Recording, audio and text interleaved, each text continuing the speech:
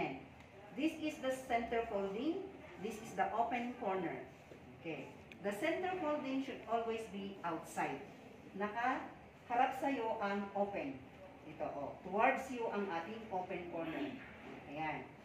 The bottom sheet is laid at the here. So, makikita nyo mamaya. Okay? So, dito ako.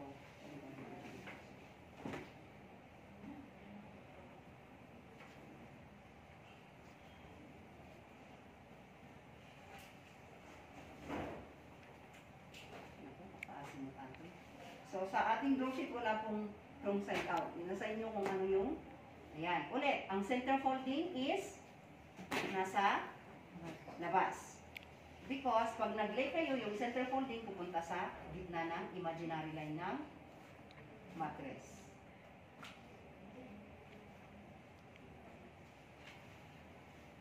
Ay. Bigyan nyo ko ng isang top sheet. Alisin ito. Hindi na yan.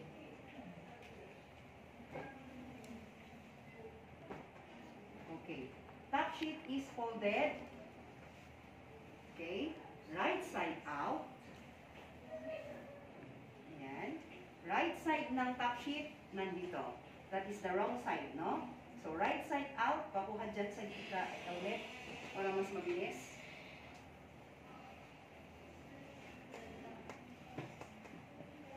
Ayan. Okay. Pag maganda ang pag-fold mo, and then, lengthwise, lengthwise.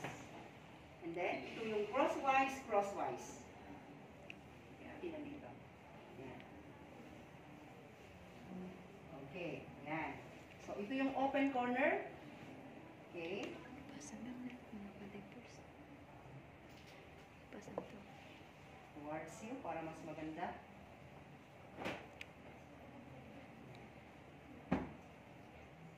So, nakita nyo, ito po yung i-touch natin sa, ayan. Then, blanket. So, ang blanket, wala na kung mas maganda, mas mahabang blanket. Yung blue, Yung blue. Yung blue. yung brown, mas maganda. Either brown or, ano. Wala tayong draw sheet. Akin na yan, gagamitin ko na draw sheet.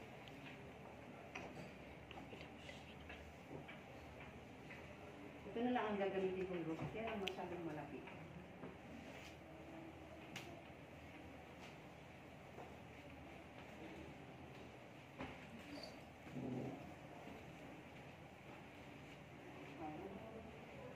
Maybe you'll have to draw sheet.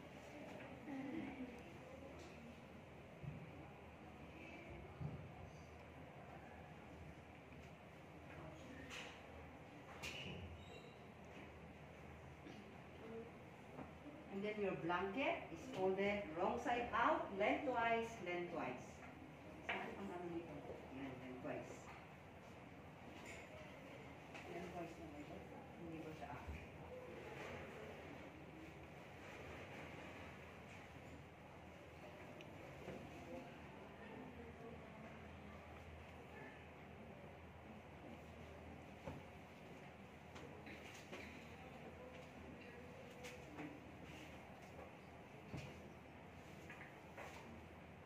Okay. Or, what we do is, yan. Okay, yan. So, if this is the chair, meron kang ilalagay chair, ha? Then, ito. So, okay, binaligtad ko. Yan. Para, now I have my linens. My bottom sheet that is folded wrong side out. My draw sheet, wrong side out. My rubber sheet, draw sheet. And then, this is the proper in order, no? Bottom sheet, rubber sheet, draw sheet, top sheet that is folded right side out, lengthwise, crosswise, crosswise. Then, the blanket, the pillowcase over the pillow. Ayan. Nung nag-fold ako, if you're going to lay the bottom sheet, you start at the foot part of the bed. Ayan. The open bed should always be at the center. Ayan. Ayan. So, I am having an imaginary line of the, ayan, no? This is the imaginary line of the bed. Half of the bed. So, bottom sheet should be laid at the foot part of the bed. The hem should be in line with the edge of the mattress. Nawatan? Ayan. Now, I'm going to lay the spread. Ayan. Papunta ako towards the head part of the bed. From the head part of the bed, pag nagganyan na ako, di ba, you're going to do it this way. I'm going to spread the half. Ganyan. Titingnan nyo na hindi siya sasayad sa floor. Spread. Okay. Ayan. Pag magsasayad sa floor, pwede nyong iganyan muna. And then you're going to finish the half. Okay? Pag ganyan. Ulitin. Para siyang fun. Kung hindi nyo makuha, madali lang yan. Ayan. Okay? So, punta kayo dito. Ayan. Then, you're going to, from here, you can now tap the, you're going to tap the, okay. You now tap the top part of the head, part of the bed. Ayan. Nag-tap ako, I'll make a miter, making a triangle, then I'm going to tap. Itap yung mouse to, ipan mo dyan ulit. Then, I'm going to now tap the, mahihirapan tayo dito because of the deltoid side rails. Ayan. Okay. So, parang ganun, tapos ganun yun. Ayan, o. Okay. You can finish the bottom sheet, whole of the bottom sheet, or finish first the side of the bed. So, ganyan siya. I'm now going to lay the rubber sheet. So, you see, the rubber sheet is, ayan, no? Halimbawa, ganyan. Okay lang ito kasi mas madali siyang hanapin. Ayan. The center folding, above. Ayan. Then, spread. Okay. So, kung titingnan mo dito, ito po yung hihilain mo sa no? So, pwede mo lang ganyan.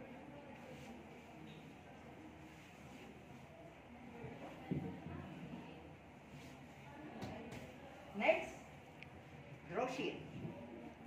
So, palaging nasa taas ang open corner.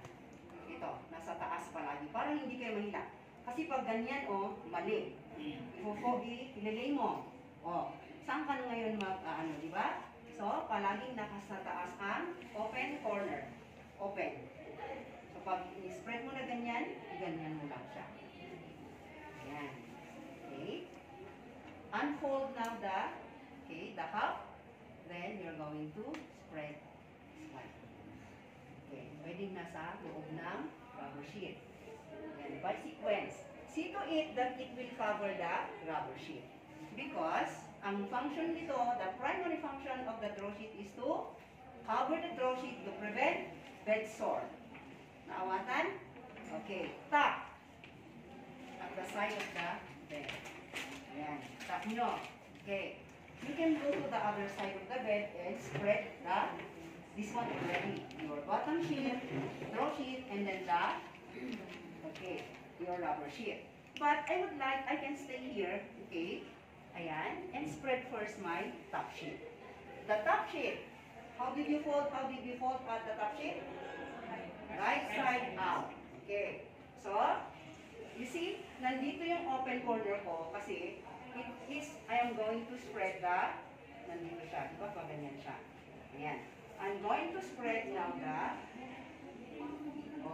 I'm going to spread open corner at the top part of the bed. So, pwede mong ganyan.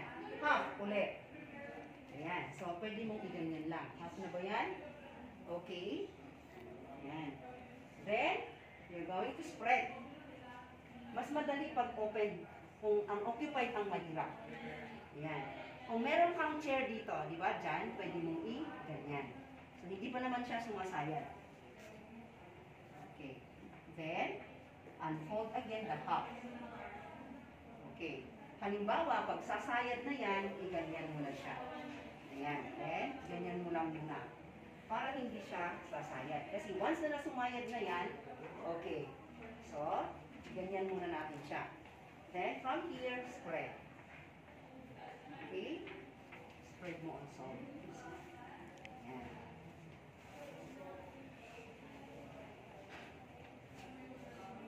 Medyo nanukot-lukot na ang ating ito, no? Then, I'm going to spread the blanket. 6 to 8 inches from the head part of the bed. Ganito ko na ginagawa. Kasi hindi ko naman maano yung 6 to 8. So, ito. Kasi siya, no? So, I'm going to spread open corner. Ayan. Half of the bed again. Ayan, you see? Yung palaging ito, nasa labas. Para, pag nag-spread ka, ganyan. Spread mo. And then, Okay lang. So, from here, aglas jaitan.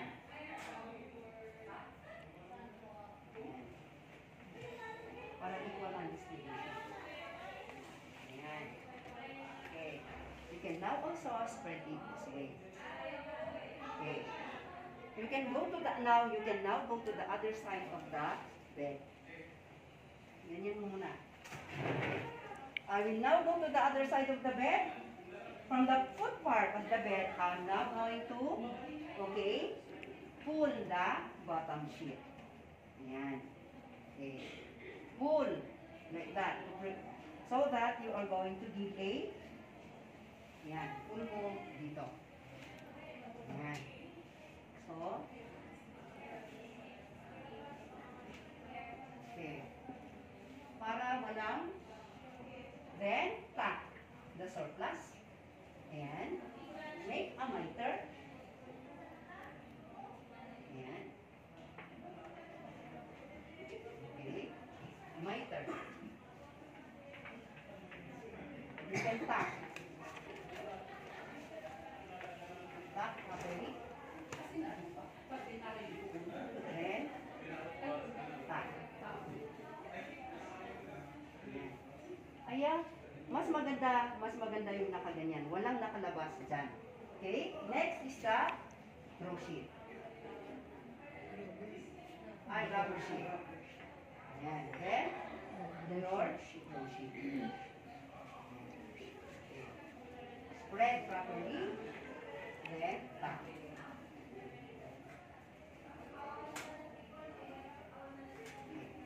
Next will be your top sheet.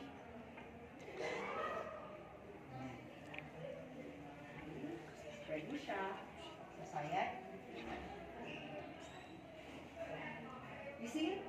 Bakit siya folded right side out? Lalabas kasi yung wrong side. Ayan. Yung right side niya, yun ang magpupunta sa skin ng patient, which is softer and yung texture. Ayan.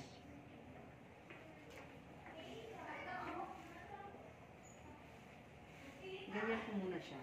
Para hindi. Or pwede kong i-ganyan. Para hindi. Tingnan nyo lang na pag ginanyan nyo, sigurado kayo hindi mahuli. Then, you're going now to Ang gagawin ko muna is open bed. This is the open bed. Or surgical muna para mas madali na. Ayan, no? So, this is the surgical bed. That is the door. I will make a cuff. The purpose of this cuff is to protect the skin of the patient. Pag surgical bed, ang gagawin natin, okay, nakahang muna lahat. Ayan. So, dito rin is pwede mong itaas or kung gusto mo, pwede natin itaas ito. Make it like this para mas malinis. Okay. So, you see? So, ilan ko na ano ito?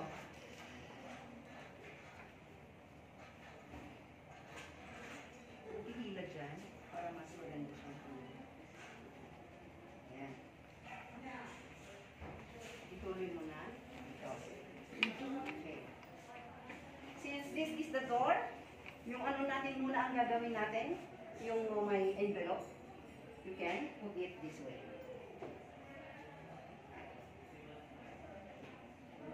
Para gawa tayo ng yan.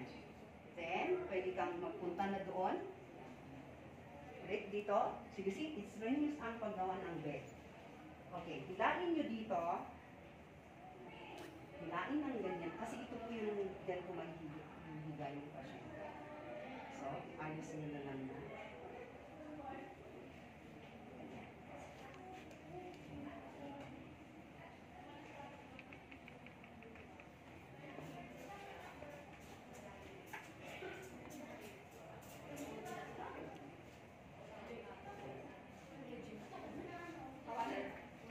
Then, get the pillow. To put the pillow here is like this. From here, you're going to do it this way. So, ganyan po yung the side. Ayan. Then, para makuha natin ito, ganyan mo siya. Ayan. This, the corner. Ayan. Hindi maganda yung mga pilo natin, unlike in other, nung nag-assist ako sa mas maganda, mas malusog yung kanilang pilo. Okay? With my non-dominant hand, I'm going to pinch or grasp the center of the pillow, then spread. Ayan. Of course, you have already, here is, you did your hand washing. Ayan. Okay, clean the surface of this one where you place the clean linens. Ayan. So, you can put it here.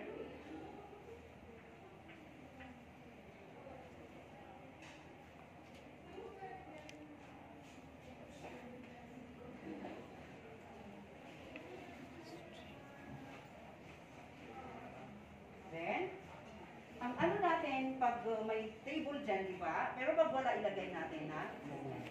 Para wala pong unan ang surgical bed. Galing kasi sa surgery. Bakit natin ganito? Flat on bed. Kasi they are still on the effect of anesthesia. Okay? Medyo pang tigil din tayo. Straight. Ayan. Okay? Ayan, no? So, pag umutot na, nagising na yung pasyente, tsaka nyo ilalagay dito. Ayan. Pag halimbawa, nandyan na yung pasyente, no? So, pag nilagay natin, bakit wala tayong side raise? Because, pag galing sa surgery, di ba, tutuntong dito yung mga nurses, ang mga magkikerry. 1, punta naman yung 2 doon. 4 yun. Okay? Stretcher to the bed ang transfer natin. So, okay, 1. Pupunta yung 2 dyan. 1, 2, 3, hihilain nyo dito. Ayan. Siyempre, ang bed natin is dapat nakataas din. Same as the height of the, okay, yung stretcher. Then that's the time you're going to do now this one. Halimbawa, siyempre, nakahiga na siya, i-spread mo na ito. Yung isa naman, yung nakita nyo is pwede dito. Yung ganito lang. The same. Ganyan nyo lang siya. Then, pwede kayong pumunta ulit dyan. Yung isa na style ng surgical bed, no? Okay. So, from here, hilain mo dito, hilain mo dyan. Maganda pag parehas nga, same ang size ng blanket mo together with the top sheet. Ayan. Hila. Hilain ito na. So, from here, spread mo na. Palaging nakaganyan siya para pag nandun na yung pasyente, okay,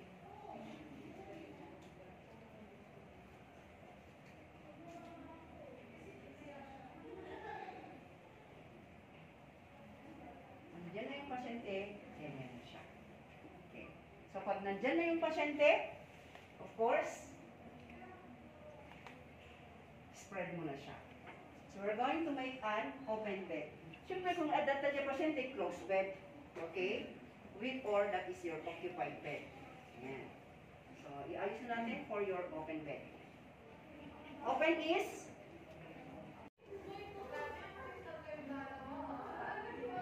Okay. I'm going to make a toe flip from here. Ayan. Tap. Dito. You see, I did not go to the foot part, ha? So, wala na sa foot part. Okay, here, that is your miter. Then, ang two click natin pwedeng ganito. Okay, pwedeng ganyan. Ayan. Then, okay.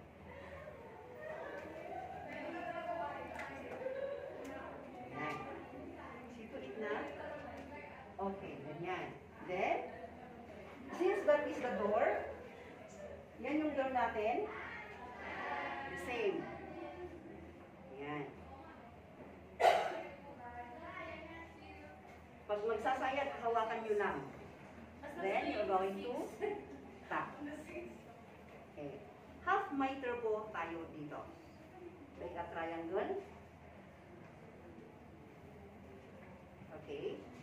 Half miter po tayo dito. Then, let the, okay, the side should hang. Ayan. Ganito yung half miter, no? Ayan. Do not tap. Then, this is your fan fold. Pwede kang ganyan. So, you are welcome in your bed. Yan. Then, laging ito. So, the opening should be facing away from the, or against the door. This fan fold is to welcome the patient at the same time for easy access. Pagpasok niya, easy access. Ganyan na. So, para for easy access, wag niyong itatap dito. Naintindihan? Ganyan ang open natin. Okay? Nakahang ito. This is known as your half miter. Ayan, no? Huwag niyong ganyan. Miter kasi is yung fully. Ayan. Okay? Ngayon, ang closed bed naman natin is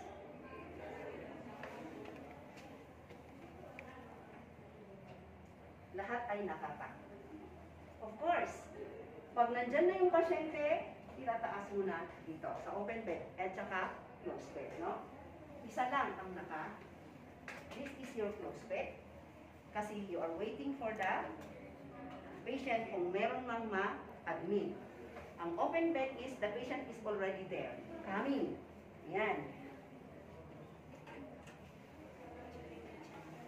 Then you're going to raise the side base here. Nasisira yung ano natin pag nag-raise na tayo ng side base.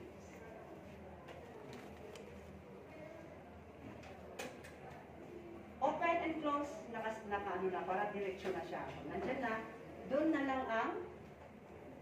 na lang natin i-open. That is your open bed. Okay? Or, pwede naman, pag nandyan na, nakahang lahat pero walang fan fold. Ako sa akin pwede yung closed bed na ganito. Or, kasi tatanggalin mo na naman ito pag nandyan na yung pasyente, di ba? Paano na pag mayroon ng pasyente? Of course, you have to remove this one. Ayan. Kaya pwede yung closed bed natin is, tingnan nyo. Pag may mga ganito na, yung pasyente is, ito kasi yung nasa ano, no? Sa iba, yung kasama natin.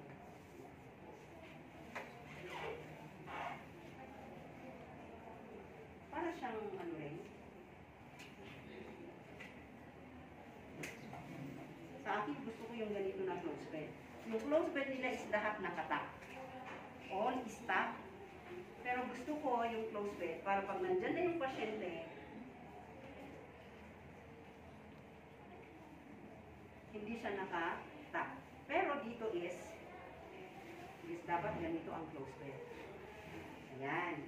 Para pag nandyan na yung pasyente, ganyan mo na lang to make it an open bed. Which is easier. Yung kanina is parehas lang na dapat nakaganyan ang closed bed. The difference is para mas madali siya, pag halimbawa, nandyan na po yung pasyente, di wala ka ng time na ano, di ba? Ito tatanggalin mo na naman. So, pwedeng ganito yung closed bed. And, pag make it an open bed, iganyan mo lang. Ganyan lang. Okay? Mas madali. Pero dito kasi, ang closed bed nila is, all are tapped. All the sides are tapped. Ayan. But you can contest. Pag closed bed, ito ang difference niya. Wala siyang fan fold. That's all here is tap para pag nandyan na yung, halimbawa, meron na yung pasyente, ang busy-busy mo, then you can just come in, ganyan. Kasi tatanggalin mo na naman, no? And then matatanggal yung bottom sheet. So, pag closed bed, ganyan, ha? Okay? Or, pag ano is, pag sinabi nila, bakit nakahang kayo lang ang nakahang? Ang tinuro kasi sa amin, kahit na closed bed yan, pag nandyan na yung patient na na-admit na at least hindi na ako babalik para tatanggalin ko na naman. Pero kung gusto, pwede na, pag mag-ano pa rin sila, ang closed bed po as is nakatap ang tinuro sa amin. Pero nag-modify po kami na habang pag halimbawa meron ng ma-admit na pasyente, mas madali na lang na iganyan. Kasi kung igaganyan nyo, nakita nyo kanina, di ba? Pag tatanggalin natin, pati yung bottom sheet is matatanggal. Aayusin mo na naman. Di ba? Yun, ang ano natin. Okay ba tayo? Yan. Kaya kung ako sa'yo, gusto ko ito. Pero dito kasi, during assessment, ang close bed nila is nakatap lahat. So, kung gusto niyo ito, if you can defend yourself, mas maganda. Yan. Pero sa assessment kasi is, sa akin pag nag-a-assess ako, kung ganito yung close bed niya is, okay na sa akin. Yan.